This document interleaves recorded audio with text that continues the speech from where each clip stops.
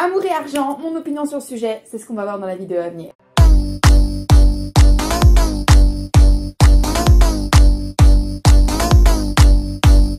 Salut mes petits bichons, j'espère qu'aujourd'hui ça va. Écoutez, en ce qui me concerne, comme d'habitude, ça va très bien. Aujourd'hui, j'ai envie de vous donner mon opinion sur l'amour et l'argent parce que dans le milieu du coaching, dans tous les cas, on a tous un petit peu notre opinion là-dessus et c'est quand même quelque chose de super important parce que les problèmes d'argent ou les histoires d'argent font et défont les relations. Effectivement, je pense que quel que soit votre rapport à l'argent et quelle que soit votre situation financière, l'argent est un sujet assez chaud, assez brûlant dans vos histoires d'amour ou dans votre couple. Et du coup, j'ai envie de vous donner mon avis sur le sujet. Je pense que c'est une bonne chose de le faire parce que, quitte à ce que vous suiviez mes conseils, je pense qu'il est quand même meilleur pour vous, si vous voulez suivre mes conseils, de voir si vous vous rangez derrière mes idées ou pas. Après, si vous n'êtes pas d'accord avec moi, le débat est ouvert en commentaire. Moi, ça me fait plaisir. Et ça me fait toujours plaisir d'en parler avec vous parce que l'idée, c'est aussi de grandir tous ensemble, de peaufiner mon avis. Et moi, je prends un réel plaisir à écouter les opinions des gens qui ne sont pas d'accord avec moi à partir du moment où ces opinions-là sont respectueuses et constructives. Mais avant de rentrer dans le vif du sujet, si vous avez justement envie d'en parler avec moi, si vous avez envie justement de monter en puissance, vous pouvez prendre directement rendez-vous avec moi en cliquant sur le lien qui figure en barre d'infos ou en commentaire épinglé. Vous allez avoir deux choix, le choix de gauche, le choix de droite. Vous pouvez sélectionner, vous remplissez les formulaires, vous prenez rendez-vous avec moi. On se bloque 1 heure dans mon agenda et on voit ensemble ce qu'il y a à faire. C'est, je pense, une vidéo que j'aurais dû faire depuis longtemps. À chaque fois que j'ai fait des vidéos justement sur l'amour et l'argent, j'ai eu des réactions un petit peu vives et je pense que c'est plutôt une bonne chose.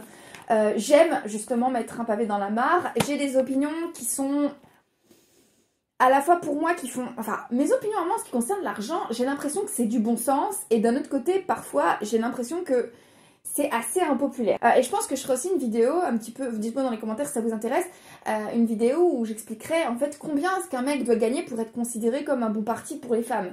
Je pense que c'est une vraie question que je pense que je vais tourner la vidéo à la suite après ou... Je pense que je la tourne aujourd'hui cette vidéo d'ailleurs, je vais l'écrire, je vais la scripter puis je vais vous la faire. Donc, pour moi, premier état de fait qu'il faut intégrer si vous voulez être intelligent dans votre gestion de l'argent et de vos histoires amoureuses, c'est le plus important en réalité, ce n'est pas combien vous gagnez, mais c'est comment est-ce que vous gérez votre argent. Pourquoi ?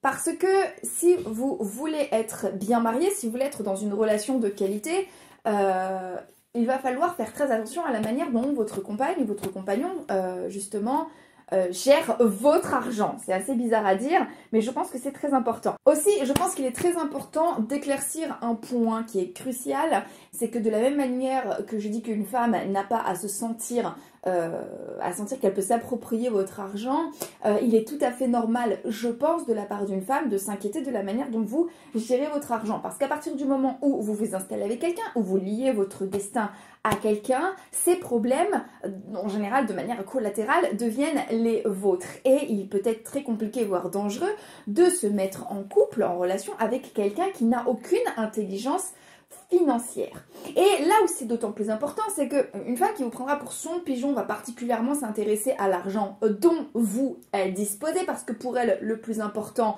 c'est avant tout l'argent que vous pouvez lui délivrer le plus rapidement possible pour survenir à ses caprices. Autant une femme de qualité qui va vraiment vouloir se mettre en couple avec vous pour de bonnes raisons, ne va pas s'intéresser à combien vous gagnez, elle va particulièrement s'intéresser à comment est-ce que vous gérez votre argent, avec une question principale qui sera: est-ce que vous êtes susceptible de la mettre en danger sur le plan financier ou est-ce que votre gestion de l'argent va avoir un impact négatif sur elle-même? Je l'ai déjà dit dans des vidéos précédentes, moi-même je n'ai pas été la meilleure gestionnaire sur le plan financier et ce sont mes ex et c'est particulièrement mon ex-fiancé qui ont dû pallier à mon manque de gestion financière, mon manque d'intelligence financière. Et je pense que quel que soit votre genre, il est tout à fait normal de devoir vous inquiéter de la manière dont votre compagnon ou votre compagne gère son argent, et il est d'autant plus normal quand on est un individu adulte autonome d'apprendre en fait l'intelligence financière, d'apprendre la gestion financière et de s'interroger sur comment est-ce qu'on gère ses finances. Donc véritablement, si vous voulez vous mettre on track et si vous voulez être sûr que l'argent ne soit pas un problème pour vous pour attirer les femmes, ne vous demandez pas combien est-ce que vous devez gagner pour attirer les femmes, demandez-vous d'abord comment est-ce que vous devez gérer votre argent pour qu'une femme de qualité ait envie de rentrer dans votre vie et soit enthousiaste quant à votre manière de gérer votre argent. Aussi, chose super importante à comprendre dans la séduction et l'argent, prenez le problème à l'endroit. Je m'explique. Il y a une grosse idée reçue qui dit que les femmes sont intéressées par les mecs riches. Et effectivement, si tu prends cette phrase littéralement, tu vas te dire, ah mais effectivement, si les filles sont attirées par les mecs riches, il faut que je devienne riche, et puis si je deviens riche, eh ben, je vais attirer plus de filles. J'aurais tellement aimé que ça soit pas vrai. De la même manière que je pense que tout le monde a ses petits travers, je pense effectivement qu'il existe une assez grande proportion de femmes qui sont attirées par l'argent et qui vont avoir à cœur de rencontrer quelqu'un qui dispose d'une certaine somme d'argent. Je ne pense pas que ce soit une bonne idée. Je ne juge pas les gens, je tâche autant que faire se peut de ne pas juger les gens. Pourquoi? Parce qu'à chaque fois que j'ai jugé les gens, la vie m'a mis dans leurs chaussures. Et il y a des personnes dans les chaussures desquelles j'ai pas envie d'être. Et je n'ai pas envie d'être dans les chaussures du michto. Je suis assez fière de ma capacité à produire de l'argent par moi-même. La raison pour laquelle j'ai décidé moi-même d'être mon propre sugar daddy, ma propre sugar mama, c'est parce que je pense que c'est un calcul beaucoup plus intelligent. C'est une des raisons pour laquelle j'en ai complètement rien à foutre de la manière dont David gagne sa vie à partir du moment où il gère sa thune correctement et c'est un excellent gestionnaire. Donc, moi, ça me va très bien. Mais si vous vous mettez en tête de vouloir gagner beaucoup d'argent pour attirer plus de femmes, vous ne prenez pas le problème à l'envers. Si vous avez en tête ce genre d'idée reçue, que vous vous lancez bien en tête comme ça, vous allez d'une part vous concentrer sur comment trouver de l'argent et non pas comment faire de l'argent. Et pour moi, il y a une grande différence entre comment trouver de l'argent et comment faire de l'argent. Pour moi, trouver de l'argent, c'est trouver une certaine somme d'argent. Trouver de l'argent, c'est une fin. Faire de l'argent, c'est un moyen. Donc, si vous voulez être riche pour attirer plus de femmes, vous allez vous concentrer principalement sur une fin qui va être trouver de l'argent. Et non pas sur un moyen qui va être donc travailler, faire de l'argent, trouver un moyen de justement utiliser son argent et maîtriser l'argent pour en faire plus. Le deuxième problème qui va se poser, c'est que si vous voulez devenir riche pour avoir plus de femmes et pour séduire plus de femmes, qu'est-ce que vous allez faire? Eh bien, vous allez davantage vous concentrer sur ce que l'on appelle des signes extérieurs de richesse, d'accord? Vous allez vouloir utiliser donc l'argent que vous aurez trouvé, et peut-être l'argent que vous n'aurez pas fait, mais plutôt l'argent que vous aurez trouvé pour acquérir des biens qui font office de signes extérieurs de richesse. Et là, vous allez vous attirer tout un tas de problèmes, parce que si effectivement vous avez trouvé de l'argent sans savoir en faire, vous allez attirer, alors vous allez effectivement créer une supercherie qui fait que vous allez potentiellement attirer des femmes qui vont voir en vous une potentielle source financière là tout de suite maintenant, mais qui vont se désintéresser de vous à la minute où justement le puits sera vidé. C'est un peu dommage pour vous. Vous allez aussi potentiellement attirer des femmes qui vont vous penser riches. Là aussi, petite précision, avoir de l'argent et riche, pour moi, ce n'est pas la même chose, d'accord? Avoir de l'argent, c'est disposer d'une certaine somme sur votre compte bancaire, disposer d'une certaine somme pour vous.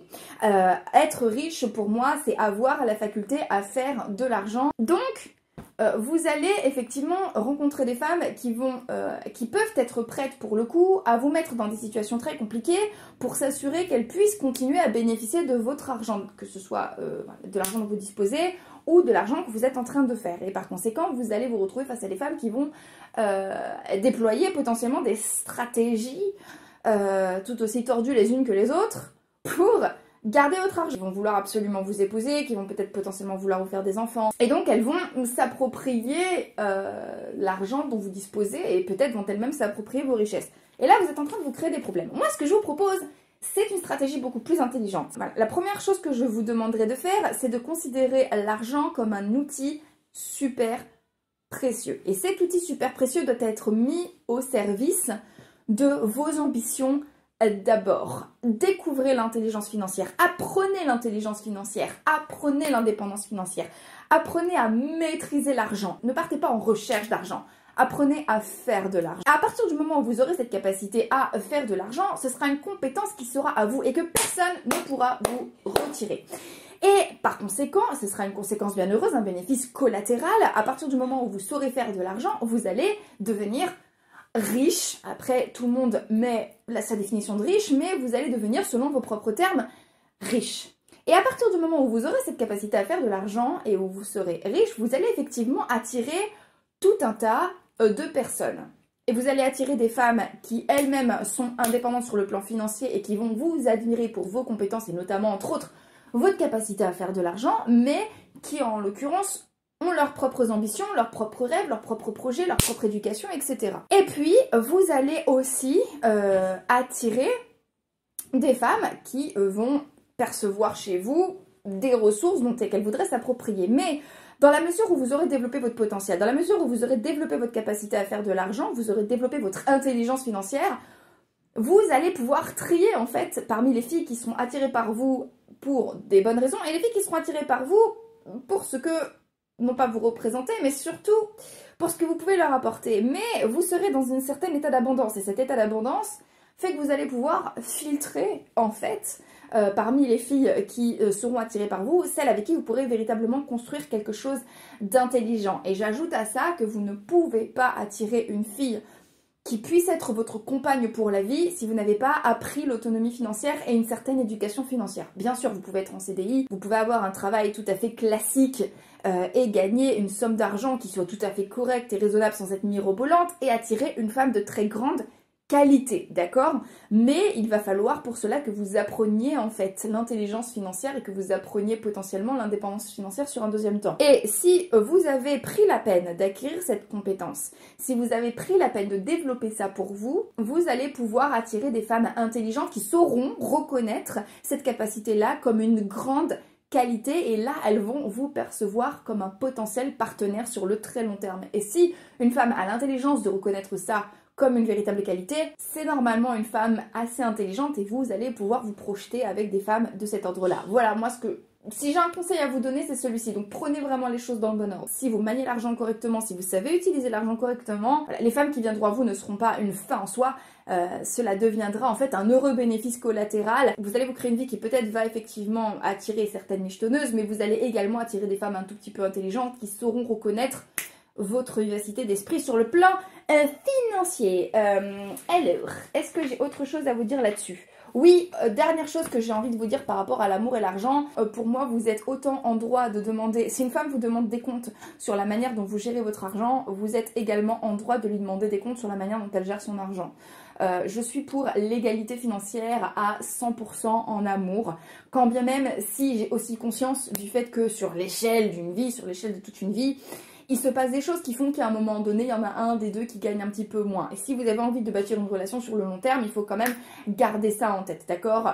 Une femme enceinte arrête de travailler, un homme qui tombe malade arrête de travailler, et sur l'échelle de toute une vie, vous ne pouvez pas espérer être la personne qui gagne le plus à perpétuité, ou vous ne pouvez pas espérer gagner toujours la même somme d'argent tout le temps. Vous pouvez essayer de sécuriser vos finances, mais il va se passer des choses. Vous allez avoir des problèmes d'argent à un moment ou à un autre, ou en tout cas, il va y avoir des hausses ou des montées de revenus, ou sur le plan des revenus, l'un va gagner plus que l'autre à un moment ou à un autre.